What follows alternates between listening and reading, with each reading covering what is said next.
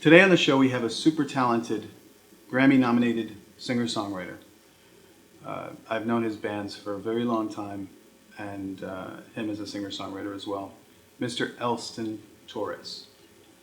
Jim, thanks for coming on the show. thank you for inviting me, man. And let's start just telling me a little bit about what was the genesis of you being a musician. Where did it all come from? Where it all started. Well, I grew up in New York City. We left Cuba when I was a baby. I was 18 months old. And I grew up around a very musical family, especially one of my uncles who was a singer-songwriter as well. And back in the day, I remember family gatherings and him always taking out the guitar and playing the old Cuban songs and playing some of his own songs. He was a songwriter as well. And that always amazed me as a little kid. I didn't know what it was, but I knew that I loved it, And then growing up in New York, you get exposed to so many styles of music, so many things. And one of my first loves was Elvis Presley and, the Beatles and all that music from back then.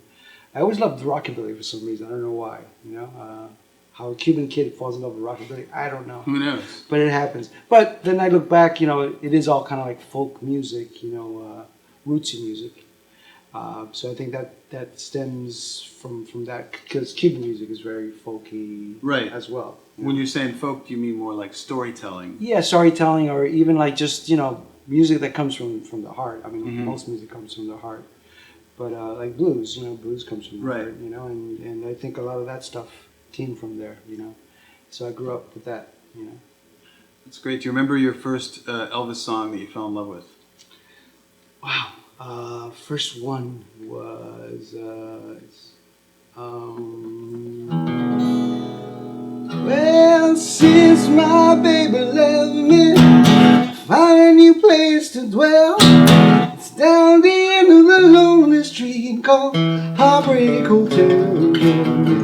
I'll be so lonely, baby. I'll be so lonely. I'll be so lonely I can die. Yeah, I remember that was the first one that hit me, What's not to love there? Yeah, his voice just, the Three chords and the truth, yeah. 3 chords and the truth, man. It was just so simple. His voice was so raw and so, in your face that it just hit me, Yeah. And I think I was like 4 or 5 years old. I remember back in the day they used to have, and I'm going to age myself here, which doesn't matter because once you reach a certain age, it doesn't even matter what age you are. Yeah, stop lying about the age. But I don't know if you remember, back in the day they used to sell records on TV. Yeah. And they used to show clips of the artist. And I remember one of my earliest memories was watching TV, and they cut to a commercial and they showed this guy Elvis. And they were selling his double album, whatever it was back then.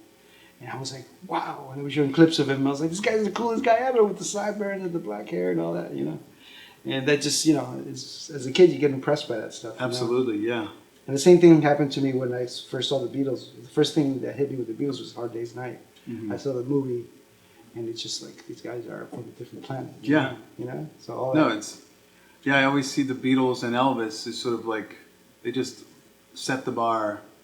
I mean, the Beatles as songwriters set the bar so high, but as far as like Elvis is like an angel rock star, he just had it. Kind of came out of nowhere. It was like where does this hillbilly kid come doing this music? Loved people, loved his mom. Loved God. Like he's a good old boy. Yeah, good old boy. Yeah. So, how old were you when you first picked up the guitar, or did you start on piano first, or did you? No, my first instrument was a guitar. It was funny because going back to what I said about my uncle, there was always guitars around the house. He didn't live with us, but he was our neighbor. He lived like right next to us. So there was always a guitar around, and his mom, my grandmother, took care of me for a long time, and a lot of guitars were in her house. And as a kid, I always messed around with the guitar, but since I think everybody expected me to play guitar, as any kid, I kind of like shied away from it. I'd rather go out and play baseball or stickball. Be whatever. A kid. And I started playing around 8, and I picked it up for a few months, and then I didn't like it. I was like, I don't like it. It hurts my fingers. And I don't want to sit and practice. I'd rather go outside and do something, you know. And then something happened around the age of 11 and 12 where it just, I said, you know what, I want to play guitar, you know. And my uncle gave me, which I still have that guitar, he gave me an old Martin. Oh, wow. 68 Martin. Which is funny, he didn't even know he didn't know what he was giving me. Because, you know, his idea of a great guitar, which they are great guitars, are the old nylon Spanish guitars, you know. Yeah. And he wanted me to take one of those. But I liked rock and roll, you know, and I wanted to play the guitars the Beatles played, you know. Right. You know, John Lennon and George and Paul were playing. So I picked the Martin, and I started learning how to play on that. That's a great guitar. I know, what a way to start, right? That's great. And then I started taking lessons. Okay. Private lessons with a teacher in New York, and eventually I got good enough where I started playing the school band in middle school. What was the thing that switched you from being just a I don't really want to do this, it hurts my fingers, to being now I want it? What was it? Like, what was the thing? I mean, I don't want to sound shallow. Yeah. But girls definitely. Okay, I'm just trying to get to that because I mean that's we do the everything motivation, for girls. right? Yeah, exactly. So I mean, what happened basically? I was a very shy kid, very shy, and definitely I think a lot of us, music is a way of us expressing ourselves and getting out of that shell that we create. And I remember when I started high school, I was very shy, you know. I mean, I knew kind of girls were attracted to me, but I was very shy to talk to them. I didn't want to talk to them. I was, for some reason. right. And then I joined the jazz band in high school, and that changed my life. Right. Because then I was on stage, and everybody saw me on stage. Girls started coming up to me. Things got easier for me in terms of that. And then it's just, I mean, besides the shallow part, I just had a love for music. I just loved. I always thought that writing a song was the most amazing thing that anybody could do, because it's like you're creating something out of nothing, you know. And I mean, when I discovered that the Beatles wrote their own songs, I was like, these guys are gods, you know. These guys are doing this, you know. They're all great songs, you know. It's crazy how, that's a great way to look at it. I mean, you think of I had a chance to go to Abbey Road recently, and I toured the studio where they recorded mainly, and it was just, you think about that, when they walked in, the world didn't have that song, right? And when they left that day, the world had that song, you know. So that's just such an amazing thing. And when you hear back about the way that they wrote their songs, I mean, these guys didn't have like a year to write a song, an album. They used to do stuff like in a month or two, you know. And we're talking about, you know, Rubber Soul and, you know, Abbey Road and Let It Be and all these great albums that they probably wrote within 2 months, a month, you know. Yeah. So it's sort of like instead of overthinking it, they were forced to have to do it, just churn it out. Yeah. So do you remember the first song that you wrote? That I wrote? Yes. It was a song called Girl, which funny, years later I wrote another song called Girl. But the song, I remember the song Same song, different girl. Yeah, exactly. I wrote the song Girl because I walked into my literature class in high school, and I sat down and I saw there was a paper on the floor, and I picked it up, and it was apparently a love letter from a guy to a girl, you know. And I read the first line, first few lines, and I was like, wow, this is like really poetic. I can maybe write a song out of this. So I took it home, and, you know, I don't even remember it, but it's like, girl, the world is changing fast. It's getting harder and harder to tell if love will last. Something like that. That's great. But that's the part I remember. And I just, you know, I took it home and I wrote the music to it. And I changed some of the lyrics and I made it into a song. I never found out who the guy was. It was just some random, you know, in school, people throw papers on the floor, you know. I didn't ask who owns this paper. Serendipitous. Yeah. And that kind of like triggered me into writing, you know. What's your process? Do you believe it's more of an inspired game, or is it a craft type of a thing? And I mean, how does it work for you? My career's been a little bit of both in terms of songwriting. I definitely started out as a writer that's, you know, was motivated by inspiration. And I think most writers start that way, you know. Luckily, I got into a phase of my life where I was just being really prolific at writing, and I was just writing a lot of songs. Not everything was great, but I always saw it as, all right, this song may not be great, but the next song's going to be great, and whatever I'm learning from this song, I'll apply it to the next song. So it was, to me, it was like going to college almost. Like, Right. I'm learning, and I would listen to all different types of songwriters. I've always had a very open ear in terms of genres of music. I always quote the Beatles and stuff, but my taste runs. I love any music that's well done. So I love Brazilian music. I love obviously Cuban music. I love classical music, jazz. I like a lot of different styles of music.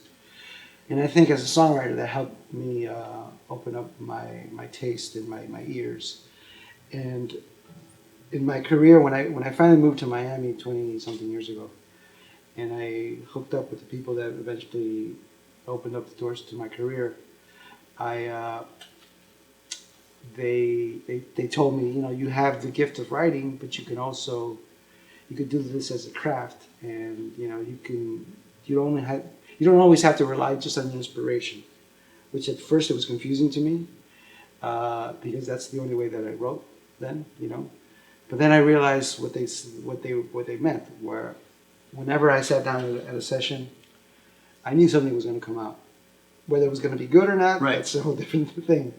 But we'll see that later on yeah, today. exactly. You never know. When you do it long enough, you kind of know how to manipulate certain things and certain melodies and certain lyrics and stuff to make it fit. But yeah, I still think I write my best songs when I'm inspired. And sometimes the inspiration is just the person in the room with me, or something else. It could be by myself. But yeah, I think it's a little bit of both, but still inspiration is my number one thing. So you came to Miami, you started a band. Yes. Tell us a little bit about Villano.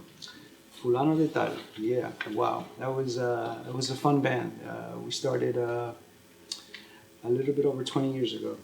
As a matter of fact, this is the 20th anniversary of the release of our first album. Oh wow, that's great. Which we got signed to a major label, which was just fun for us.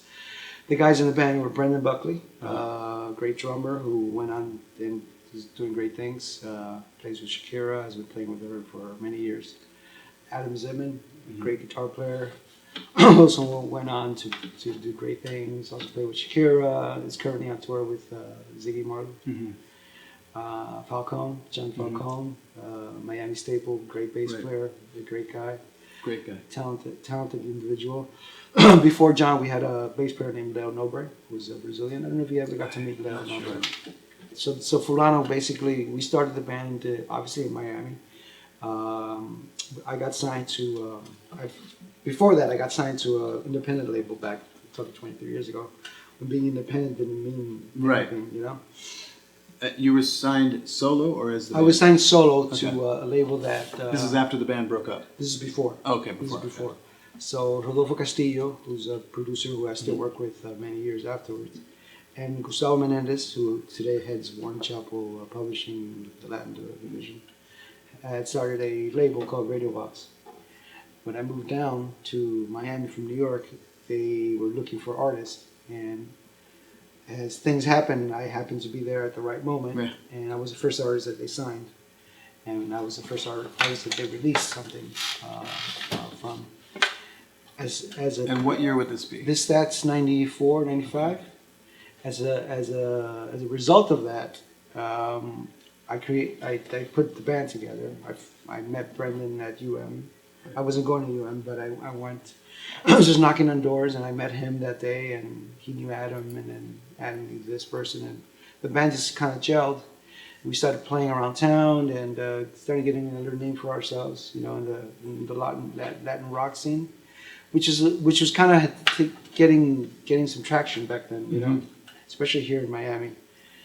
Record label started noticing us. We got signed to BMG RCA, and as a result of that, I got signed to a publishing company as well with Warner, which I'm still signed with them after all this time. And I don't know if you ever got to meet Ellen Moraski. I once. Yeah, she was speaking of Jody. She was very close to Jody as well. She was the one that signed us to Warner, and she was one of the first people to tell me, you're a great songwriter. You should be writing songs for other people as well.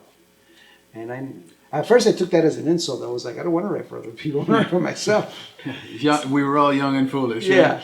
And she goes, no, it's not that. It's that Such a nurturer. All I hear about that. She was amazing. That woman. Anybody who worked with her or got a chance to meet her, she was special. She was hard ass. I mean, if she had to tell you to F off, she would. But right. she loved music, and she loved her writers, and she loved the business. We always say we wonder what she would be doing now that the industry has changed so much. Because she passed away in 2004. Right before right before even YouTube existed. YouTube. Right, YouTube, right. So anyway, going back to Villano, we signed in '97. We released our first full-length album, which is called Normal. Then we went on tour. We got hooked up with William Morris, the talent agency, and we did a bunch of tours all over the country. Some Latin America. We'd go to Puerto Rico a lot to perform there. Did a lot of big shows there. We had some funny shows. We had some funny moments. Any funny? Tell me a story from that road experience. Well, at one point we got booked. This was one of those weird tours. We got booked to do a 2-week tour with Gallagher. Gallagher, the comedian who smashed watermelons. So Gallagher wanted to break into the Latin market, right? And through William Morris, he got a hold of our CD. He loved the band. He goes, "These guys would be perfect for my opening act for the show." Now, mind you, the guy didn't speak Spanish, and he was playing to mostly Spanish-speaking audiences. And he took like 2 weeks of Spanish, and he was doing like really bad pig Latin stuff, and just really bad humor, insulting humor for most Latins. Right. Most of the audience was Mexicans, because all of the shows were on the West Coast. So we did this 2-week tour, and it was just like the critics just bashed him. Everybody loved us because we were just a band. Right. We'd come out, play. Then during the intermission, we'd play again in the middle. And after 2 weeks, it was just like, I remember at the end of the tour, him sitting backstage and his head between his hands, and he was like, "Oh no!" And Falcone, being the classic Falcone that he is, goes up there and he goes, "Yeah, you should have planned it better, buddy." Oh no! And he just looked at him with a face of being defeated, like, "Really, dude?" So it wasn't a smashing success. No, but his show is really entertaining because after we do our intermission, we didn't play again. So we just sit back and watch him do his stuff. Right. It was amazing. It was really pretty cool. And it was all theater shows, like really nice theaters. So the first 8 rows were all covered in plastic. Right. So that's part of being a rock and roll artist, I guess. Yeah. But that was fun. We all have our Spinal Tap moments. Yes, that was definitely a Spinal Tap moment. But there's a song that I really love of yours called "I'll Be Gone." Well, thanks, man. Thank you. It's a moving song. I remember you said, we played a show together once, you said that depression works wonders for writing. And that kind of stuck with me. Why don't you talk a little bit about how that song came about? Yeah, "I'll Be Gone" was one of those, these songs that we write that just come out, and we're like, we finish them in 20 minutes, and we're like, where did this come out of? But given the fact that I was in that state in that moment, I had just gone through a divorce. Well, I've only been divorced once, so it's been my only divorce. And I always say that I feel fortunate being a songwriter and being an artist because we get to psychoanalyze ourselves a lot and get to express our emotions through song. Whether anybody ever hears those songs, but it's a way of us letting out those emotions that otherwise we wouldn't be able to, Especially being men, I think men, we hold a lot of things inside. Musical therapy. Yeah, exactly. It's our own musical therapy. So "I'll Be Gone" was one of those songs that I wrote after my separation. And it's one of those songs that I was at an angry moment at that. It wasn't an angry divorce. It was just, I guess, you go through the phases of anger and sadness and grief and then, freedom and then other things, And "I'll Be Gone" was one of those moments where I was angry and I was like, this is not. This, you know, you're gonna miss all this when it's not there, where you won't be able to reach for it anymore. You know. And the song was just, you know, I wanted to I'd come love up. to hear a little bit of it if you can play some. You're gonna love me again when I'm gone. You're gonna love me again when I'm gone. You're gonna find out a bit too late that you messed around and you ruined fate. You're gonna love me again when I'm gone. You're gonna see the light of your mistake. Yeah, you're gonna see the light of your mistake. You're gonna find out a bit too late that you messed around and you ruined fate. You're gonna be gone when I'm gone. 'Cause when I'm gone, I'll be gone. When I'm gone, I'll be gone. When I'm gone, I'll be gone. And you won't be able to repeat my name. Yeah, great song. Thank you. So it's one of these songs that, and I was listening to a lot of Johnny Cash at that moment. So I think you can hear that influence in there. It's just one of these songs that came out at that moment in my life where it's just, I was very prolific during that time. Just because I was trying to get all those emotions out, you know. Like we said, the musical therapy. Yeah. So that song, that song and a bunch of other songs that are grouped together. As a matter of fact, that song is a record that's coming out now that I just finished a few weeks ago. Doug Emery, I don't know if you know Doug. He did some of the, he orchestrated some of the songs. Very simple arrangements. It's really it's an album I'm doing for Warner Chappell, my publishing company. They want to use there's a bunch of songs that I did that they feel that would be great for syncs. Oh, perfect. So it's an album for syncs. That's syncs, great. Yeah, and that for people who don't know, why don't you explain what the syncs Syncs are basically music or songs that are used for TV, for movies, for internet, for any use of music, for commercials. Yeah. So you hear that song in the background, and that's right. That could be your song. Then that right. CD you make could be sent to right. Musical supervisors and for shows. I had a song in Pretty Little Liars where they turn on the radio and they're playing a creepy song, so they use one of my songs. Oh, great. Great, so that's awesome. Yeah, I mean those, and having songs and these type of things are always great because it can definitely put you out there. Yeah, it's a great thing to do.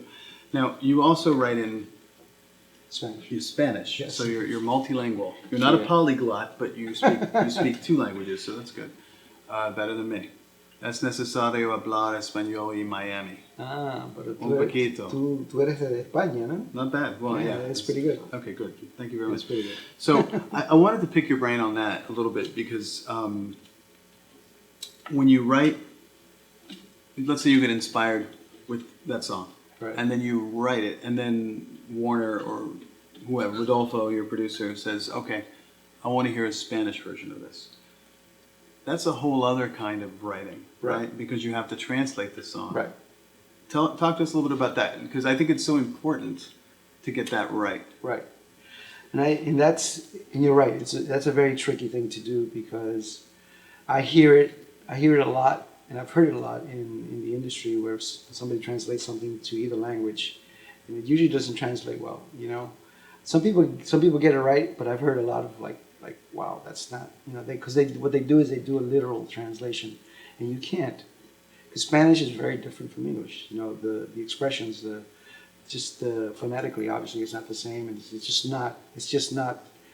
When you express something in Spanish, you don't express it the same way in English for the most part. So what I try to do is I listen to a song, and actually I get hired a lot to do this, as to translate songs or to adapt songs. I like to call it to adapt songs. What I do is I listen to the songs several times. I try to get the essence of what the song is trying to say, lyrically speaking. And then I come up with with lyrics that reflect that. Let me ask you: are you more? What's your priority when you're in adapting mode? Do you worry more about the bounce or the actual? Because some words are not going to be exactly right, so you have to rewrite. So, and the bounce would be totally affected, right? I mean, so yeah, I try to find that the rhythm of the melody is the same as the original. So that's your focus. That's my barometer. But I also try to make sure that lyrically it's in the same ballpark. That's what I try to keep always focused on, the sentiment of the song. What is the songwriter trying to say in the song? And it took me a while to learn that, because the first few times I did it, I was doing. It's like it's a delicate dance. I was doing literal translations, and they never worked out. I was like, yeah, that sounds terrible. Because you can be saying, in a song, "I love you" with a wink, Right. Like, and it must be very hard a lot of times to get that subtle. Yeah, I mean, again, it's like it's just two different languages, two different ways of expressing yourself, and to try to do it literal, you're gonna something's gonna be sacrificed in that translation if you try to do it literal, and so I try not to do that ever. I don't remember the Spanish version of this song, but the English version is one of my most popular recent songs that was recorded. It's been recorded by David Bisbal, who's a pretty well-known Spanish artist. Okay. He actually wound up recording it in Spanish. We did a Spanish translation to it, and then he recorded it in English for a commercial. Oh wow! So maybe play it's a little called bit "Closer of Tonight." I think you might have heard it. Oh yeah, I think so.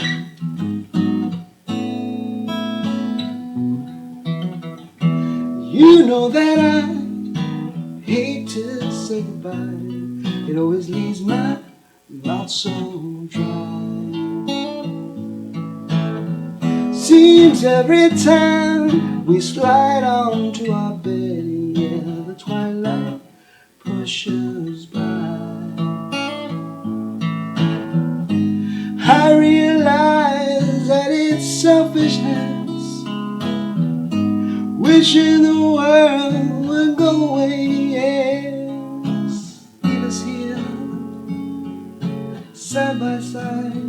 Si aún te quieres quedar. That would be the right there. So that would be the Spanish. The Spanish part. That's the only part I remember. Cool. Great. Yeah, it's a great song. Thank you. Really like it. Thank you. Yes. So, but in working on the songs and bringing them to life, it's always great to have a friend to help you realize that. And you've had Rodolfo for a very long time. Why don't you talk a little bit about working with a producer who's really gets you and brings out the best? Like the Beatles had George Martin, Yeah, it's funny how that how important it is to have so important, yeah. somebody like that. So I think it's so important for any artist, for any songwriter to have somebody who really is your mentor. And again, I go back to when I first got to Miami. I came to see Rodolfo out of the recommendation of a colleague in New York, who gave me Rodolfo's number. He said, the guy's a sweetheart, he's a great producer, I'm sure he'll like your stuff. So I called Rodolfo, and he told me to come over. Happened to be the birthday of his son. He was a year old that day, and he welcomed me in. I was embarrassed. I said, no, I'll come back another day. And he's like, no, come in.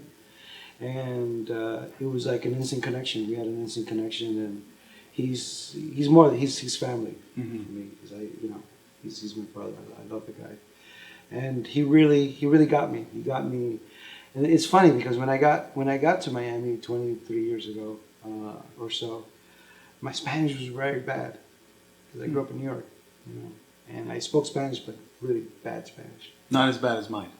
Not as bad as that. But there was something about my songs that Rodolfo loved, especially the Spanish ones. Huh. Although some of the stuff was not well written in terms of the language.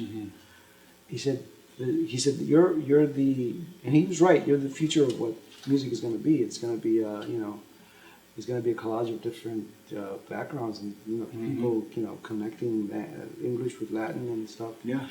And eventually my Spanish got better, and I made it a point to really study Spanish better, and I got a obviously I have a career in writing Spanish songs now Right. too. So thanks to him and his, and his guidance, he's always been there. And there's been times in my career the last 20 years where we've lost touch with each other for 2 or 3 years, but we always get back to each other. Right now we're working again together. That's great, and it's right where you left off. It's right where we never skip a beat. That's great. It's always like, okay, we go right into it.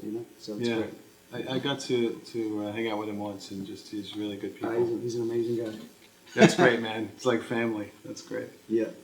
So what I like to do on this show is write a song in 30 minutes. Okay. So it doesn't have to be a good song, but it has to be finished. Okay. So are you up for that? Yeah, man. Okay, cool. So I got this trusty. Oh wow.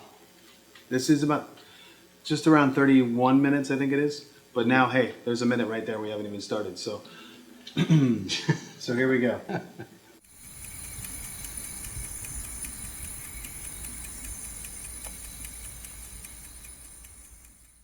All right, this is a song we wrote just now in 30 minutes or a little less, called Love is taking over. Love is Taking Over. Okay, here we go. 1, 2, 1, 2, 3, and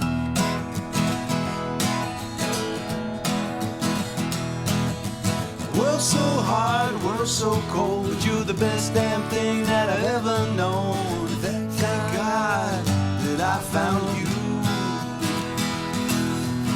Every day is another struggle. Wanna get away from all my troubles, so I fall on my knees at the glory of you. Love is taking over. Hit me like an atom bomb. Fool me once, fool me twice, but oh my heavens, it feels so right. Love is taking over.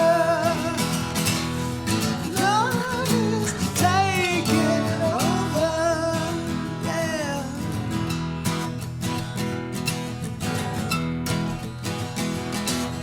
Seems so cruel, but I don't mind. As long as you feed my appetite, I'll be anything you want till the end of time. Love is taking over. You hit me like an atom bomb. Fool me once, fool me twice. Oh my heavens, it feels so right. Love is taking over. Love is taking over me. 'Cause you're everything, everything to me.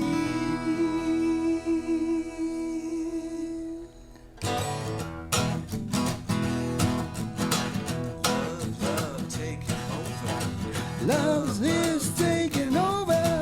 Love is taking over. Love is taking over. Love is taking over. Love is taking over. Love is taking over. Love is taking over. Love is taking over. Love is taking over. Love is taking over. Love is taking over. Love is taking over. Love is taking over. Love is taking over.